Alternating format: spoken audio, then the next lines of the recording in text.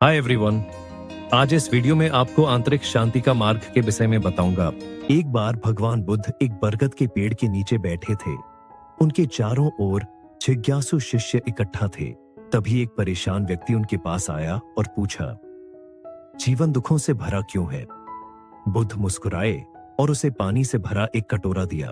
उन्होंने कहा, इस कटोरे को बिना पानी गिराए बगीचे के दूसरी तरफ लेकर जाओ। वह व्यक्ति झिझका, लेकिन फिर सावधानी से चलने लगा। पूरे समय उसका ध्यान कटोरे पर था। बगीचे की दूसरी ओर पहुंचने के बाद उसने राहत की सांस ली और बुद्ध के पास लौट आया। बुद्ध ने पूछा, क्या तुमने फूलों की सुंदरता या चिड़ियों का गाना सुना? व्यक्ति ने उत्तर दिया, नहीं, मेरा पूरा ध्यान कटोरे पर था। बुद्ध ने सिर हिलाते हुए कहा, यह कटोरा तुम्हारी चिंताओं के समान है। जब तुम पूरी तरह से इन पर ध्यान केंद्रित करते हो तो जीवन की सुंदरता तुम्हारी नजरों से छूट जाती है।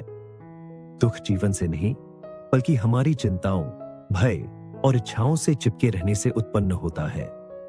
वह व्यक्ति समझ गया कि उसकी परेशानियां उसे वर्तमान की खूबसूरती देखने नहीं दे रही। बुद्ध ने कहा, जो तुम्हें बोझ देता है उसे छोड़ दो।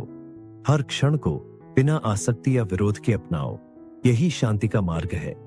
वह व्यक्ति बुद्ध को नमन करते हुए बोला, मैंने समझ लिया कि एक संपूर्ण जीवन की कुंजी दुख से बचने में नहीं, बल्कि उसे पार करने में है।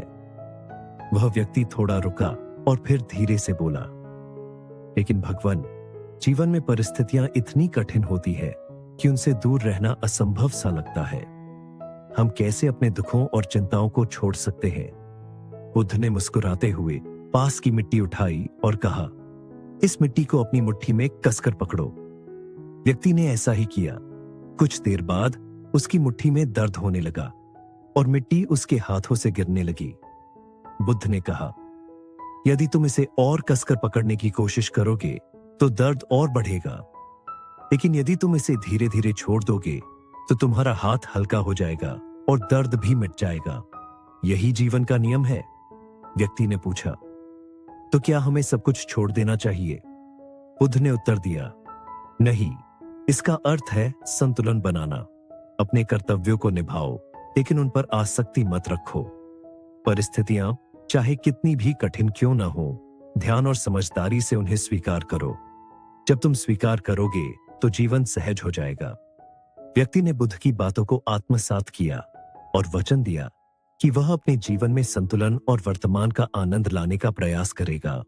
Hey everyone, if you're enjoying this video, don't forget to hit that like button. Make sure to subscribe and turn on the notification bell so you never miss an update. We're on a mission to hit first 100 subscribers. Help us get there by subscribing and sharing.